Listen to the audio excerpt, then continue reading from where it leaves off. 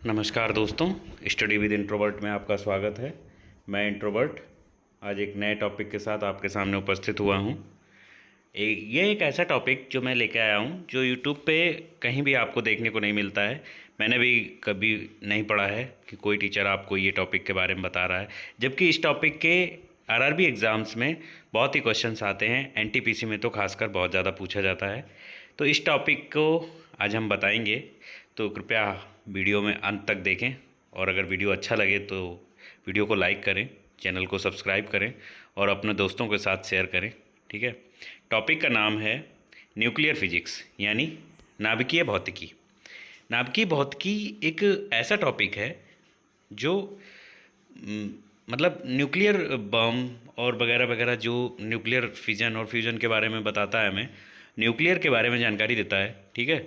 ये टॉपिक आज हम आपको बताएंगे इसके बारे में। इससे रिलेटेड जितने भी क्वेश्चंस आए हैं प्रीवियस ईयर एग्ज़ाम्स में, उन सब के बारे में बताएंगे। और जो आने वाले एग्ज़ाम्स के लिए बहुत ही महत्वपूर्ण क्वेश्चंस होंगे वो हम आपके बारे में उनको बताएंगे और उनको जो है बहुत अच्छे से एक्सप्लेन करेंगे। उम्मीद करते हैं आपको वीडियो अच्छा लगेगा। ठीक है।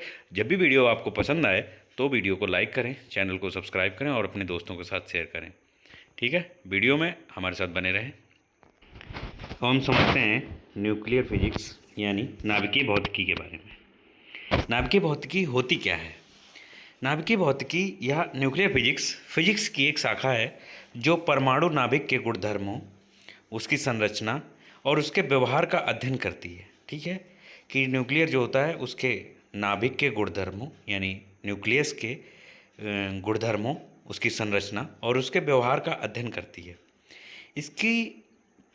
इसका मुख्य अध्ययन उन प्रक्रियाओं पर केंद्रित होता है जिनसे परमाणु नाभिक में परिवर्तन होता है, जैसे कि नाभिकीय संलयन, नाभिकीय विखंडन, रेडियोधर्मिता और नाभिकीय अभिक्रियाएं। ठीक है। अब नाभिकीय संलयन मतलब न्यूक्लियर फ्यूज़न, नाभिकीय विखंडन यानी न्यूक्लियर फिशन और रेडियोधर्मिता जैसे रेडियो एक्टिविटी और नाभिकीय अभिक्रियाएं जैसे न्यूक्लियर रिएक्शन। ठीक है। सबसे पहले हम पढ़ते हैं किसके बारे में? नाभिकीय संलयन यानी न्यूक्लियर फ्यूज़न के बारे में। न्यूक्लियर फ्यूज़न क्या होता है कि इस प्रक्रिया में दो हल्के नाभिक यानी जो हल्के न्यूक्लियस होते हैं मिलकर एक भारी नाभिक बनाते हैं। ठीक है। इस प्रक्रिया में भारी मात्रा में ऊर्जा का उत्सर्जन होता है यानी ऊर्जा निकलती है। ठीक है। जब दो छोटे न्यूक्लियस जो होते हैं वो मिलके एक बड़े न्यूक्लियस का निर्माण करते हैं तो उसमें जो है ऊर्जा का उत्सर्जन होता है। ठीक है। ऊर्जा निकलती है। जैसे सूर्य में हाइड्रोजन परमाणुओं के हीलियम में परिवर्तित होने की प्रक्रिया क्या कहलाती है? Nuclear fusion. इसको हम रिएक्शन के माध्यम से समझाते हैं। इसमें क्या होता है कि जैसे एक हाइड्रोजन का H1 ले लिया, ठीक है, H2 ले लिया, H3 ले लिया, ठीक है, ये 3 एटम हो गए। ठीक है। और इनके बारे में जो है इनका रिएक्शन जब होता है तो बनती है He गैस। ठीक है, He और Ne, जैसे Ne जो होती है न्यूक्लियर एनर्जी। ठीक है। ये लगभग जो होती है 1.7 समथिंग के बराबर होती है न्यूक्लियर एनर्जी मतलब निकलती है इससे जब न्यूक्लियर फ्यूज़न होता है। ठीक है। तब और ये मतलब हम लगभग में बता रहे हैं। ठीक है। इससे बहुत ज़्यादा निकलती है। ठीक है। अब हम पढ़ते हैं किसके बारे में? न्यूक्लियर फिशन के बारे में। न्यूक्लियर फिशन क्या होता है? न्यूक्लियर फिशन होता है कि इसमें एक भारी नाभिक, जैसे बड़ा जो नाभिक है यानी न्यूक्लियस है, तो उसको जो है छोटे छोटे नाभिकों में जो टूट जाता है और ऊर्जा उत्पन्न होती है, ऊर्जा उत्पन्न होती है, उसको कहते हैं न्यूक्लियर विखंडन या न्यूक्लियर फिशन। ठीक है। इसका उपयोग कहाँ होता है? इसका उपयोग परमाणु रिएक्टर और परमाणु बम बनाने में उपयोग होता है। किसका? न्यूक्लियर फिशन का। ठीक है। अब हम पढ़ते हैं किसके बारे में? रेडियो एक्टिविटी यानी रेडियोधर्मिता। रेडियोधर्मिता क्या होती है कि यह वह प्रक्रिया है जिसमें अस्थिर नाभिक यानी जो स्थिर नहीं है, जो मूविंग में है, ठीक है, जो चार्ज में है, ठीक है, वो अस्थिर नाभिक स्वतः ही कणों जैसे अल्फा, बीटा या गामा किरणों का उत्सर्जन करते हुए स्थिर रूप में परिवर्तित हो जाता है। ठीक है, ऐसा एक कोई नाभिक है, अस्थिर नाभिक, जो कोई भी जैसे मतलब अल्फा, बीटा या गामा किरणें जो है निकालता है, उत्सर्जित करता है, और क्या कहते हैं, वो स्थिर हो जाता है, मतलब स्थिर हो जाता है, मूविंग बंद कर देता है, चार्जिंग वैसी हो जाती है एकदम से, मतलब न्यूट्रल हो जाता है। ठीक है, वो कहलाती है क्या, रेडियो एक्टिविटी। उसे कहते हैं क्या, रेडियो एक्टिविटी। रेडियो एक्टिविटी में क्या होता है कि एक अस्थिर नाभिक स्वतः ही कोई किरणें निकालता है, मतलब कौन सी किरणें, अल्फा, बीटा या गामा उत्सर्जन करता है और फिर स्थिर हो जाता है, ठीक, स्टेबल हो जाता है, वो उसको कहते हैं रेडियो एक्टिविटी। ठीक है, अब क्या होता है, कणों का अध्ययन। कणों का अध्ययन क्या करते हैं कि इसमें प्रोटॉन, न्यूट्रॉन और अन्य परमाणुवीय कणों के गुणधर्म और उनकी पारस्परिक क्रियाओं का अध्ययन शामिल होता है। ठीक है, अब क्या है, प्रयोगात्मक नाभिकीय भौतिकी, मान ली प्रैक्टिकल न्यूक्लियर फिजिक्स। ठीक है, इसमें नाभिकीय संरचना और अभिक्रियाओं को प्रयोगों द्वारा समझा जाता है, जिसके लिए पार्टिकल एक्सीलरेटर, डिटेक्टर और अन्य अत्याधुनिक उपकरणों का उपयोग होता है। ठीक है, प्रैक्टिकल जब हम करते हैं न्यूक्लियर फिजिक्स का, तब उसमें क्या करते हैं, एक्सीलरेटर, डिटेक्टर और अत्याधुनिक जो उपकरण होते हैं उनका उपयोग करके हम प्रैक्टिकल करते हैं। ठीक है, अब हम क्वेश्चंस के माध्यम से समझेंगे जो प्रीवियस ईयर एग्ज़ाम्स में आए हुए बहुत ही महत्वपूर्ण हैं और जो आने वाले एग्ज़ाम्स के लिए भी बहुत ही महत्वपूर्ण है, वही क्वेश्चंस हम आपके सामने लेकर आए हैं। तो आशा करते हैं कि वीडियो आपको अच्छा लग रहा होगा। तो वीडियो अच्छा लग रहा हो तो वीडियो को लाइक करें, चैनल को सब्सक्राइब करें और अपने दोस्तों के साथ शेयर करें। ठीक है, परमाणु संलयन। ठीक है, परमाणु संलयन के बारे में पूछ रहा है कि परमाणु संलयन प्रतिक्रियाएं स्वचालित रूप से होती हैं, कहाँ होती हैं। ठीक है, ऑप्शन ए है सूर्य में, ऑप्शन बी परमाणु में, परमाणु रिएक्टर में, ऑप्शन सी सागर की लहरें, ऑप्शन सी डी धरती के क्रोड में। ठीक है, तो परमाणु संलयन मतलब न्यूक्लियर फ्यूजन की जो प्रक्रियाएं होती हैं वो सूर्य में स्वचालित रूप से होती रहती हैं, स्वचालित रूप से होती रहती हैं। उसमें क्या है, सूर्य जो होता है हाइड्रोजन गैस होती है, तो हाइड्रोजन गैस के पार्टिकल्स जो है हीट जनरेट करते हैं और मिलके क्या करते हैं, हीलियम गैस बनाते हैं। ठीक है, दो हल्के परमाणु नाभिक परस्पर संयुक्त होकर एक भारी तत्व के निर्माण, परमाणु नाभिक की रचना करते हैं, तो इस प्रक्रिया को नाभिकीय संलयन कहते हैं। सूर्य से निरंतर प्राप्त होने वाली ऊर्जा का स्रोत वास्तव में सूर्य के अंदर हो रही नाभिकीय संलयन प्रक्रिया का परिणाम है। समझ रहे हैं, सूर्य चमकता ही इसी वजह से है। सूर्य में जो हीट होती है वो जो है परमाणु संलयन का प्रक्रिया परिणाम है। ठीक है, सूर्य क्यों चमकता है या सूर्य में हीट क्यों उत्पन्न होती है, उसमें क्या होता है, न्यूक्लियर फ्यूज़न होता है कि वो हाइड्रोजन जो होती हैं, हाइड्रोजन आपस में वायुमंडल में हाइड्रोजन पाई जाती है। ठीक है, हाइड्रोजन क्या होती है, रिएक्शन करती है और रिएक्शन करके हीलियम गैस उत्पन्न करती है और क्या होता है कि न्यूक्लियर एनर्जी कन्वर्ट कर देती है न्यूक्लियर एनर्जी में। और न्यूक्लियर एनर्जी बहुत ज़्यादा हीट निकलती है, हीट निकलने से हम लोग को सूर्य की गर्मी महसूस होती है। ठीक है, और इसमें परस्पर जो है होता ही रहता है क्या, परमाणु संलयन मतलब न्यूक्लियर फ्यूज़न होता ही रहता है। ठीक है, नेक्स्ट क्वेश्चन, परमाणु विखंडन की प्रक्रिया क्या है। परमाणु विखंडन की प्रक्रिया किसे कहते हैं। ठीक है, अभी न्यूक्लियर फिशन के बारे में पढ़ते हैं कि ऑप्शन ए है परमाणु रूपांतरण, ऑप्शन बी एक भारी परमाणु नाभिक के उपखंडों में टूटना, ऑप्शन सी एक नए नाभिक के संगठन के लिए दो या दो से अधिक नाभिकों की टक्कर, ऑप्शन डी अणुओं के उपखंड।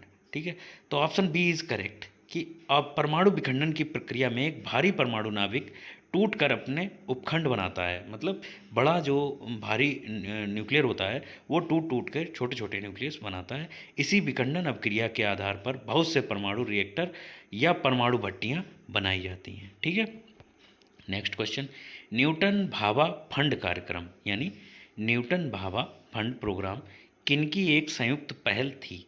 ठीक है, न्यूटन भाभा फंड प्रोग्राम जो था वो किसकी संयुक्त पहल थी। ऑप्शन है अमेरिका और पाकिस्तान, भारत और ब्रिटेन, भारत और अमेरिका, अमेरिका और ब्रिटेन। ठीक है, तो न्यूटन भाभा फंड प्रोग्राम जो था वो भारत और ब्रिटेन की एक संयुक्त पहल थी। न्यूटन भाभा फंड का उद्देश्य भारत के आर्थिक विकास और सामाजिक कल्याण में चुनौतियों का संयुक्त समाधान खोजने के लिए ब्रिटेन और भारतीय वैज्ञानिक अनुसंधान और नवाचार क्षेत्र को एक साथ लाए थे। इसकी वजह से इसमें क्या था कि एक फंड प्रोग्राम किया गया था, जिसमें जो है फंड इकट्ठा होता था, किस लिए कि भारतीय वैज्ञानिक अनुसंधान और नवाचार क्षेत्रों में बदलाव लाना था। ठीक है, नेक्स्ट क्वेश्चन देखो। सितार एक प्लाज्मा होता है, प्लाज्मा सुना होगा आपने। प्लाज्मा किसे कहते हैं? प्लाज्मा जो होती है एक पदार्थ की एक चौथी अवस्था होती है। ठीक है, जैसे सॉलिड, लिक्विड, गैस। ठीक है, ठोस, द्रव और गैस, हमने तीन अवस्थाएं सुनी हैं पदार्थ की। एक चौथी अवस्था होती है प्लाज्मा। ठीक है, तो प्लाज्मा जो होती है वो उसमें गैस के अणु, जो एटम होते हैं गैस के, उसमें अत्यधिक तापमान और दबाव में अत्यधिक ऊर्जा प्राप्त कर लेते हैं। ठीक है, जब गैस के अणु होते हैं जो अधिक तापमान और दबाव में अत्यधिक ऊर्जा प्राप्त कर लेते हैं, जिससे उनके इलेक्ट्रॉन्स जो हैं अलग हो जाते हैं और ये अणु आयनित हो जाते हैं। ठीक है, आयनित हो जाते हैं यानी चार्ज हो जाते हैं बहुत ज़्यादा। ठीक है, आयनित हो जाते हैं, तो इनके इलेक्ट्रॉन्स अलग हो जाते हैं और ये आयनित हो जाते हैं। तो इससे जो है प्लाज्मा उत्पन्न होता है। वो पदार्थ क्या कहलाता है? प्लाज्मा। और प्लाज्मा जो होता है सितारों में उपलब्ध होता है, सितारों में मौजूद होता है। जो सितारे रात में हमारे तारे जो टिमटिमाते हैं वो प्लाज्मा के बने हुए होते हैं। ठीक है, प्लाज्मा, उसमें क्या होता है कि अत्यधिक टेम्परेचर मतलब सूर्य की गर्मी होती है, और अत्यधिक प्रेशर यानी वायुमंडलीय दाब, वो होता है दाब। ठीक है, तो वायुमंडलीय और दाब और अत्यधिक गर्मी के कारण जो होता है एक गैस जो होता है, गैस गैस क्या होती है कि प्लाज्मा का रूप ले लेती है, और जो हमें चमकती हुई दिखाई पड़ती है। यहाँ से जो हम ज़मीन से देखते हैं अर्थ से, तो हमें प्लाज्मा, वो जो मतलब जो प्लाज्मा होता है वही दिखता है, वो कहलाते हैं तारे और सितारे, हम जिसको समझते हैं। ठीक है, अब क्या है उच्च तापमान? उच्च तापमान क्या होता है कि सितारों के भीतरी भाग में तापमान लाखों से करोड़ों डिग्री सेल्सियस तक होता है। मतलब सूर्य की गर्मी के कारण जो होता है सितारों के भीतर जो है करोड़ों डिग्री सेल्सियस तक होता है। इतने उच्च तापमान पर हाइड्रोजन और हीलियम जैसी गैसें भी अपने इलेक्ट्रॉन को खो देती हैं और आयनित अवस्था में पहुंच जाती हैं, जिससे प्लाज्मा का निर्माण होता है। ठीक है, अब संलयन प्रतिक्रिया यानी फ्यूजन। फ्यूजन क्या होता है कि सितारों के केंद्र में हाइड्रोजन के नाभिक संलयन प्रक्रिया से हीलियम में बदलते हैं। ठीक है, हाइड्रोजन के जो परमाणु होते हैं वो नाभिक संलयन की प्रक्रिया से क्या होते हैं, हीलियम में बदल जाते हैं, जिससे ऊर्जा उत्पन्न होती है। इस प्रक्रिया में इतनी ऊर्जा होती है कि सितारों का पदार्थ प्लाज्मा अवस्था में बना रहता है। ठीक है, सितारे जो होते हैं वो प्लाज्मा अवस्था में होते हैं। ठीक है, चुंबकीय और विद्युत क्षेत्र। चुंबकीय मतलब मैग्नेटिक, और विद्युत मतलब इलेक्ट्रोमैग्नेटिक। ठीक है, तो प्लाज्मा में मौजूद आवेशित यानी चार्ज जो पार्टिकल्स होते हैं कणों के कारण ये विद्युत और चुंबकीय क्षेत्र के प्रति संवेदनशील होता है। ठीक है, सितारों में चुंबकीय क्षेत्र और प्लाज्मा का गहन संबंध होता है, जिससे तारों की विभिन्न गतिविधियां जैसे सौर ज्वालाएं, सौर पवन आदि उत्पन्न होती हैं। जैसे सौर ज्वालाएं हमने देखी हैं कि तारा टूटता हुआ दिखता है हमें, वो क्यों दिखाई पड़ती है? वो दिखाई पड़ती है चुंबकीय और विद्युत क्षेत्र की वजह से। ठीक है, कि इतना ज़्यादा उसमें चुंबकीय गुण आ जाता है, और विद्युत वाला क्षेत्र वो आ जाता गुण आ जाता है कि टेम्परेचर और इसके कारण मतलब हीट के कारण और वायुमंडलीय प्रेशर के कारण इसमें जो है चुंबकीय गुण और विद्युत गुण आ जाता है। तो इससे क्या होता है कि सौर ज्वालाएं जो मतलब टूटते हुए तारे हमें दिखते हैं वो इसी कारण दिखते हैं। ठीक है, अब हम क्वेश्चन समझते हैं, सितारों में प्लाज्मा बनने का कारण क्या होता है? तो सितारों में प्लाज्मा बनने का कारण होता है उच्च तापमान। ठीक है, ऑप्शन ए है उच्च तापमान, ऑप्शन बी उच्च दाब, ऑप्शन बी सी है कम दाब, ऑप्शन डी है कम तापमान। तो ऑप्शन ए इज़ करेक्ट कि उच्च तापमान। सितारों और तारों में प्लाज्मा बनने का कारण जो होता है वो उच्च तापमान होता है। हीलियम, सूर्य भी एक तारा है। ठीक है, तारे में नाभिकीय संलयन द्वारा हाइड्रोजन हीलियम में परिवर्तित होती है और अत्यधिक मात्रा में ऊर्जा उत्सर्जित होती है। इस दौरान सूर्य के केंद्र का तापमान लगभग जो होता है 15 मिलियन डिग्री सेल्सियस होता है। 15 मिलियन डिग्री सेल्सियस होता है, एवं इसका केंद्रीय भाग अर्ध तरल अवस्था में होता है, अर्ध तरल, ठीक है। ना तो वो गैसियस होता है, ना वो लिक्विड लिक्विड होता है, और ना वो सॉलिड होता है। तो अर्ध तरल उसमें अवस्था में होता है सूर्य का जो मिडिल भाग होता है, केंद्रीय भाग जो होता है वो। और पृथ्वी सतह पर तल प्लाज्मा नहीं पाया जाता है, क्योंकि पृथ्वी सतह पर उच्च घनत्व तथा कम तापमान पाया जाता है, ठीक है। पृथ्वी सतह पर तापमान जो होता है वो कम होता है और घनत्व ज़्यादा होता है, ठीक है। एक परमाणु रिएक्टर में, नेक्स्ट क्वेश्चन है कि एक परमाणु रिएक्टर में नियंत्रण रॉड यानी कैडियम रॉड क्या काम करती है, ठीक है। एक परमाणु रिएक्टर में एक कैडियम रॉड होती है, वो उसका काम क्या होता है। तो ऑप्शन ए है विखंडन यानी फिजन, ठीक है। प्रतिक्रिया के दौरान उत्पन्न अत्यधिक ऊष्मा को अवशोषित करती है और इस प्रकार तापमान में अधिक वृद्धि को रोकता है। ऑप्शन बी, चैन रिएक्शन को नियंत्रित करने के लिए अतिरिक्त न्यूट्रॉन को अवशोषित करती है। ऑप्शन सी, न्यूट्रॉन की ऊर्जा को कम करती है ताकि उन्हें आगे विखंडन प्रतिक्रिया के लिए उपयोग किया जा सके। ऑप्शन डी, चैन विखंडन प्रक्रिया के लिए आवश्यक न्यूट्रॉन उत्पन्न करती है। तो इसमें कौन सा ऑप्शन सही है, ठीक है। Option B is correct. एक परमाणु रिएक्टर एक ऐसा उपकरण होता है, पहले परमाणु रिएक्टर के बारे में समझते हैं कि यह एक ऐसा रिएक्टर होता है जिसमें निरंतर परमाणु श्रृंखला प्रतिक्रिया को नियंत्रित किया जाता है, ठीक है। यूरेनियम और प्लूटोनियम की विखंडन दर को नियंत्रित करने के लिए यूरेनियम और प्लूटोनियम की विखंडन दर यानी जो फिशन रेट होती है उसको नियंत्रित करने के लिए परमाणु रिएक्टर में नियंत्रक छड़ का उपयोग किया जाता है, ठीक है। उसको क्या करती है कि विखंडन को नियंत्रित करने के लिए परमाणु रिएक्टर में नियंत्रक छड़ का उपयोग किया जाता है। एक परमाणु रिएक्टर में नियंत्रक छड़ यानी कैडमियम छड़ अनियंत्रित श्रृंखला अभिक्रिया को नियंत्रित करने के लिए अतिरिक्त न्यूट्रॉन को अवशोषित करती है। क्या करती है, कैडमियम जो है वो क्या करती है कि अतिरिक्त जो न्यूट्रॉन होते हैं उनको अवशोषित करती है और रिएक्शन को नियंत्रित करती है, ठीक है। नेक्स्ट क्वेश्चन, किसने एटम बम का आविष्कार किया था, किसने एटम बम का आविष्कार किया। तो ऑप्शन ए है J Robert Oppenheimer, option B John Browning, option C Samuel Cohen, option D Samuel Colt. तो option B A is correct, J Robert Oppenheimer. Oppenheimer नाम की एक मूवी भी आई हुई है, ठीक है। उसमें क्या दिखाया गया, क्वांटम थ्योरी के बारे में बताया गया है। हमने उसका एक शॉर्ट्स भी डाला है अपने वीडियोस में, कृपया उसको देखें, ठीक है। और ऐसे जो नॉलेजेबल वीडियोस हैं, नॉलेजेबल शॉर्ट्स हैं, वो हम अपने चैनल पर डालते रहते हैं, तो चैनल को सब्सक्राइब कर लें, ठीक है। अगर वीडियो अच्छा लग रहा हो तो वीडियो को लाइक करें, ठीक है।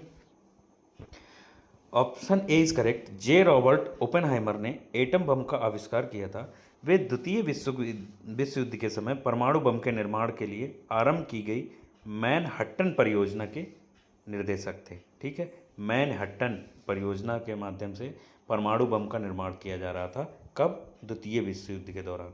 और सैमुअल कॉन क्या थे, सैमुअल कॉन ने न्यूट्रॉन बम की खोज की थी, और सैमुअल कोल्ट ने रिवॉल्वर की खोज करी थी, सैमुअल कोल्ट ने, ठीक है। नेक्स्ट क्वेश्चन, निम्नलिखित में से किसका उपयोग नाभिकीय रिएक्टरों में मंदक के रूप में नहीं किया जाता है, ठीक है। मंदक क्या होते हैं, मंदक जो होते हैं वो जो है एक उसको मतलब रिएक्शन को कम करने के लिए, मतलब नियंत्रित करने को जो पदार्थ ऐड किए जाते हैं उनको कहते हैं मंदक, ठीक है। ऑप्शन ए है बोरान, ऑप्शन बी बाहरी जल, option C graphite, option D जल, ठीक है। तो बोरान जो है वो मंदक के रूप में प्रयोग नहीं किया जाता है, ठीक है। नाभिकीय रिएक्टरों में ग्रेफाइट, भारी जल यानी D2O तथा सामान्य जल का प्रयोग मंदक के रूप में किया जाता है, जबकि कैडमियम और बोरान की छड़ों का प्रयोग नाभिकीय अभिक्रिया को नियंत्रित करने के लिए किया जाता है, ठीक है। नेक्स्ट क्वेश्चन, भारत ने पहले परमाणु बम का निरीक्षण कब किया था, भारत ने पहले परमाणु बम का निरीक्षण कब किया था। Option A 1976, option B 1981, option C 1968, option D 1974। तो भारत ने पहले परमाणु बम का परीक्षण जो है वो 18 मई 1974 को किया था। भारत अपने पहले परमाणु बम का परीक्षण किया तथा दुनिया के परमाणु बम संपन्न देशों की श्रेणी में शामिल हो गया। कब? 18 मई 1974 में। ठीक है। यह परीक्षण राजस्थान के पोखरण में किया गया तथा एक भूमिगत पर यह एक जो था भूमिगत परमाणु परीक्षण था। भूमिगत परमाणु परीक्षण इसलिए था क्योंकि जो बाकी जो एटम बम वाले जो संपन्न देश थे, तो परमाणु संपन्न देश थे, वो इस पर रोक लगाए रखे थे। ठीक है। सभी लोग इसका परीक्षण नहीं कर सकते थे, तो भारत ने चुपके से किया था। एक पोखरण मूवी बनी हुई है जॉन अब्राहम की, उसको ज़रूर देखिए, उसमें ये सब दिखाया गया है। ठीक है। पोखरण नाम से। ठीक है। उसमें दिखाया गया है कि भारत ने कैसे मतलब परीक्षण किया है इसका, कितने छुप छुपा के परीक्षण किया, कितने से कितने टाइम पे, जब वहाँ पे मतलब जो ये जो वो लोग घूम भेजते थे अपनी कैमरे वाली जो सैटेलाइट्स वगैरह जो थी, जो पिक्चर कैप्चर करती हैं, वो घूमती रहती हैं रात में।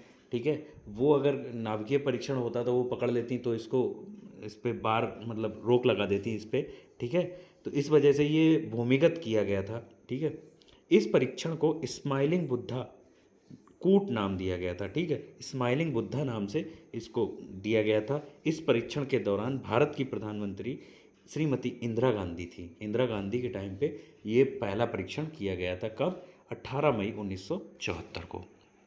नेक्स्ट क्वेश्चन, भारत के सबसे पहले सफल परमाणु परीक्षण टेस्ट का मतलब परीक्षण का कोड नाम क्या था?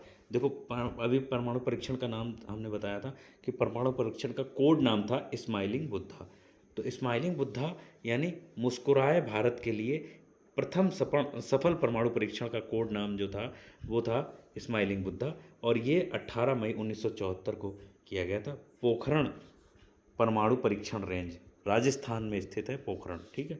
नेक्स्ट क्वेश्चन कि 1940 के दशक में कुछ महान वैज्ञानिकों ने यूरेनियम को शुद्ध करने तथा एटम बम का निर्माण करने का प्रयास किया था।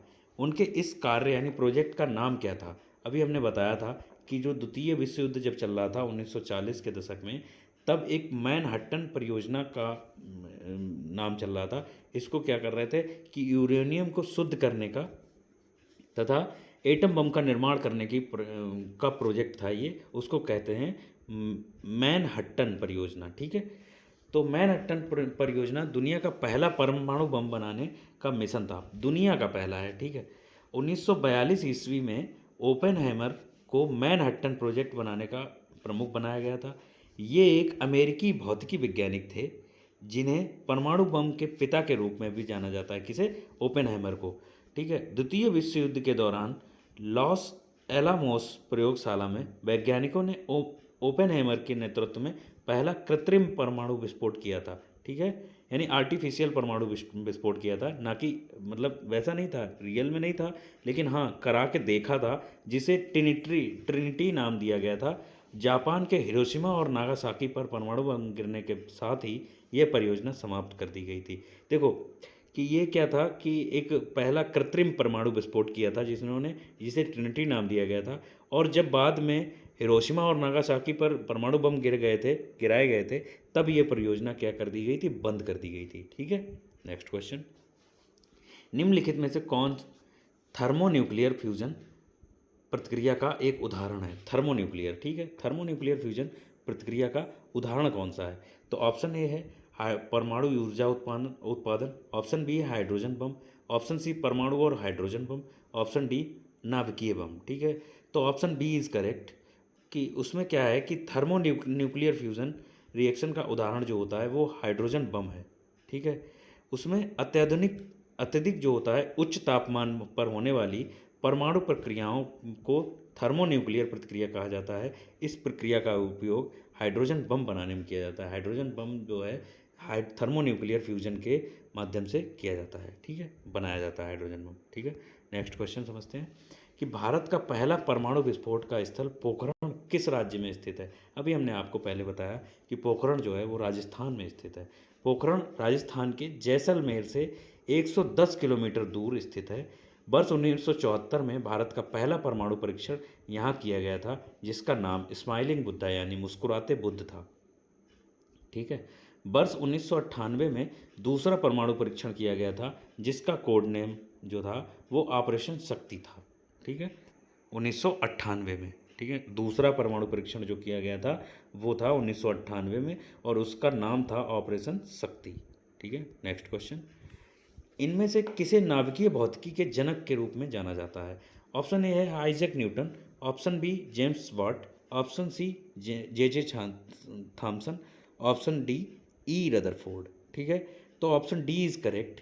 अर्नेस्ट रदरफोर्ड को नाभिकीय भौतिकी का जनक माना जाता है। नाभिकीय भौतिकी भौतिकी का वह क्षेत्र है जो परमाणु नाभिक, उसके घटकों और उनकी अंतःक्रियाओं का अध्ययन करता है। नाभिकीय भौतिकी का उद्देश्य मुख्यतः परमाणु ऊर्जा का उपयोग कर बिजली उत्पादन करने में किया जाता है। किसका? नाभिकीय भौतिकी का उपयोग। ठीक है, परमाणु ऊर्जा का उपयोग करके बिजली उत्पादन में हम लोग करते हैं और एटम बम बनाने में करते हैं। ठीक है, आई ए ई ए आई ए ई ए आई ए ई ए है क्या? पहले तो इसकी फुल फॉर्म समझते हैं कि international authority of atomic energy. ठीक है, इसका फुल फॉर्म है। इसका मुख्य कार्य क्या है? तो ऑप्शन ए है, यह विश्व भर में पेट्रोलियम ऊर्जा के अधिक उपयोग को बढ़ावा देता है और निगरानी रखता है। यह विश्व भर में नाभिकीय ऊर्जा के शांतिपूर्ण उपयोग को बढ़ावा देता है। यह विश्व भर में कोयला ऊर्जा के अधिक उपयोग को बढ़ावा देता है और निगरानी रखता है। यह विश्व भर में नाभिकीय ऊर्जा के मनमाने उपयोग को बढ़ावा देता है। तो IAEA का कार्य जो होता है क्या है कि यह विश्व भर में नाभिकीय ऊर्जा के शांतिपूर्ण उपयोग को बढ़ावा देता है। ठीक है, क्या है इसका full form? International authority of atomic energy. ठीक है, अंतर्राष्ट्रीय परमाणु ऊर्जा अभिकरण। ठीक है, यह एक स्वायत्त विश्व संस्था है जिसका उद्देश्य विश्व भर में नाभिकीय ऊर्जा का शांतिपूर्ण उपयोग सुनिश्चित करना है। ठीक है, यह परमाणु ऊर्जा के सैन्य उपयोग को रोकने में प्रयासरत रहती है। सैन्य उपयोग में जैसे मतलब कहीं भी अगर लड़ाई होती है किसी भी विश्व में किसी भी देश की किसी अन्य देश के साथ अगर लड़ाई होती है तो कोई भी देश अपनी लड़ाई में परमाणु बम का इस्तेमाल नहीं कर सकता है। ये रोकती है, ये एक संस्था है जो इसे रोकती है। इस संस्था का गठन 29 जुलाई 1957 को हुआ था। इसका मुख्यालय वियना यानी ऑस्ट्रिया में है। ठीक है, नेक्स्ट क्वेश्चन। 1998 में भारत में परमाणु विस्फोटक उपकरणों का परीक्षण किया गया था। 1998 में जो परमाणु परीक्षण किया गया था दूसरा यानी ऑपरेशन शक्ति, ठीक है, वो कहाँ किया गया था? Option A Bangalore, option B Pokhran, option C Thumba, option D Sriharikota. तो option B is correct. Bharat में पहली बार परमाणु परीक्षण 1974 में राजस्थान के पोखरण में हुआ था। इसका कोड नाम स्माइलिंग बुद्धा रखा गया था। ठीक है, इस वक्त भारत की प्रधानमंत्री श्रीमती इंदिरा गांधी थी। लगभग 24 वर्ष बाद 1974 से सीधे 1998 में भारत में दूसरी बार पोखरण में ही 11 मई और 13 मई 1998 को 5 परमाणु परीक्षण किए गए थे। ठीक है, 5 परमाणु परीक्षण किए गए जिसका कूट नाम ऑपरेशन शक्ति था। इस परमाणु के परीक्षण के वक्त भारत के देश के तत्कालीन प्रधानमंत्री कौन थे? अटल बिहारी वाजपेयी जी। ठीक है, नेक्स्ट क्वेश्चन। नाभिकीय रिएक्टरों में ईंधन के रूप में इनमें से किसका उपयोग किया जाता है? Option A iodine, option B uranium, option C cobalt, option D तांबा। RRB NTPC का क्वेश्चन है, बहुत ही सिंपल सा क्वेश्चन है कि नाभिकीय रिएक्टरों में ईंधन के रूप में हमेशा जो है यूरेनियम का इस्तेमाल करते हैं। ठीक है, नाभिकीय रिएक्टर में ईंधन के रूप में यूरेनियम का इस्तेमाल होता है जब यूरेनियम पर न्यूट्रॉनों की बमबारी की जाती है। क्या होता है कि यूरेनियम पर न्यूट्रॉनों की बमबारी की जाती है तो एक यूरेनियम नाभिकीय विखंडन के फलस्वरूप बहुत अधिक ऊर्जा व 3 नए न्यूट्रॉन का उत्सर्जन करता है। एक यूरेनियम का जो कण है वो क्या करता है कि एक यूरेनियम जो है 3 नए न्यूट्रॉन का उत्सर्जन करता है और बहुत अधिक ऊर्जा उत्पन्न करता है। ये नव उत्सर्जित न्यूट्रॉन यूरेनियम के अन्य नाभिकों को विखंडित करते हैं।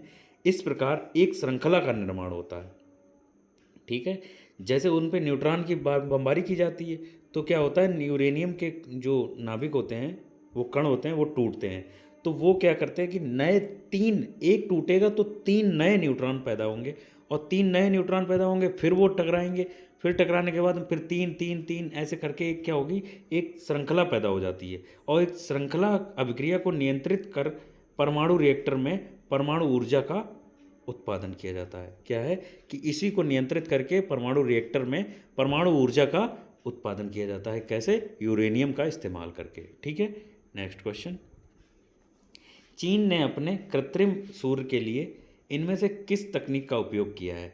चीन ने क्या करा है, एक कृत्रिम जो है आर्टिफिशियल सन बनाया हुआ है, उसने क्या करा है, इनमें से किसका उपयोग करा है? ऑप्शन ए नाभिकीय विखंडन, ऑप्शन बी गुरुत्वाकर्षण बल, ऑप्शन सी नाभिकीय संलयन, ऑप्शन डी विद्युत चुंबकीय प्रेरण। देखिए नाभिकीय जो जो सन है, सन के अंदर जो सूरज है, सूरज के अंदर जो होता है नाभिकीय संलयन होता है, यानी न्यूक्लियर फ्यूज़न होता है, ठीक है। तो चीन ने क्या करा है, एक कृत्रिम सन बनाया है, मतलब आर्टिफिशियल सन बनाया है, उसमें उसने नाभिकीय संलयन का प्रयोग किया है, ठीक है। चीन कृत्रिम सूर्य का नाभिकीय परमाणु संलयन, चीन का कृत्रिम सूर्य जो है वो नाभिकीय परमाणु संलयन रिएक्टर है, जिसे HL2M टोकामक रिएक्टर कहा जाता है। HL2M टोकामक रिएक्टर कहा जाता है। यह परमाणु संलयन रिएक्टर जो है चीन का सबसे बड़ा और सबसे उन्नत परमाणु संलयन प्रौद्योगिकी अनुसंधान उपकरण है, ठीक है। इसे प्रचंड गर्मी और शक्ति उत्पादन के कारण कृत्रिम सूर्य कहा जाता है। यह रिएक्टर गर्म प्लाज्मा के एक निहित लूप में शक्तिशाली चुंबकीय क्षेत्रों को सक्रिय करके शक्ति उत्पन्न करता है, जो 150 मिलियन डिग्री सेल्सियस से अधिक तापमान तक पहुंच सकता है। यह सूर्य के कोर की तुलना में लगभग 10 गुना अधिक गर्म है। चीन ने एक बनाया हुआ है, तो उसमें क्या है, न्यूक्लियर फ्यूज़न कराया है उसमें इतनी ज़्यादा हीट उत्पन्न होती है कि सूर्य से 10 गुना ज़्यादा अधिक गर्म है ये, तो इसको आर्टिफिशियल सन कहते हैं चीन वाले, ठीक है। नेक्स्ट क्वेश्चन, इनमें से कौन सा भारत एवं विश्व का पहला रिएक्टर है जिसे U-233 को ईंधन के रूप में उपयोग करने के लिए डिज़ाइन किया गया है? ठीक है, U-233 ईंधन के रूप में उपयोग करने के लिए डिज़ाइन किया गया है। कौन सा ऐसा विश्व का पहला, भारत एवं विश्व का पहला रिएक्टर है, इसके बारे में बताना है। तो ऑप्शन ए है पूर्णिमा सेकंड, ऑप्शन बी है कामिनी, ऑप्शन सी ध्रुव, ऑप्शन डी है पूर्णिमा फर्स्ट, ठीक है। तो ऑप्शन इसका राइट ऑप्शन है कामिनी, यानी कल्पक्कम मिनी, ठीक है। कामिनी जो है बोलते हैं इसको, लेकिन इसका असली नाम है कल्पक्कम मिनी। यह भारत का पहला परमाणु रिएक्टर है, जिससे इसमें जो है U-233 को ईंधन के रूप में प्रयोग किया है। यूरेनियम का जो पार्ट है, मतलब नाम है U-233, ठीक है, यूरेनियम का ही है एक, ठीक है। इसमें U-233 को ईंधन के रूप में उपयोग करने के लिए बार्क द्वारा डिजाइन किया गया है। कामिनी यूरेनियम 233 ईंधन चक्र का उपयोग करने वाला विश्व का प्रथम रिएक्टर है। भारत में जो बनाया गया है वो विश्व का प्रथम रिएक्टर है, ठीक है। वीडियो में आज के लिए बस इतना ही, ठीक है। मिलते हैं एक नए वीडियो में। इसमें एक नया टॉपिक हम लाएंगे जो होगा आविष्कार के ऊपर, यानी इन्वेंशंस के ऊपर होगा। और फिजिक्स में जितने भी इन्वेंशंस हुए हैं जो आने वाले एग्ज़ाम्स में पूछे जाते हैं और पहले भी एग्ज़ाम्स में पूछे गए हैं, तो हमारे साथ बने रहें। चैनल को अभी सब्सक्राइब कर लें, जब हम वीडियो डालें तो आपके पास नोटिफिकेशन आ जाए, और बेल आइकन दबा लें, ठीक है। अगर वीडियो अच्छा लगा हो तो वीडियो को लाइक करें, चैनल को सब्सक्राइब करें और दोस्तों को शेयर करें, ठीक है। और वीडियो को देखने के लिए धन्यवाद। आपका दिन शुभ हो। Thank you.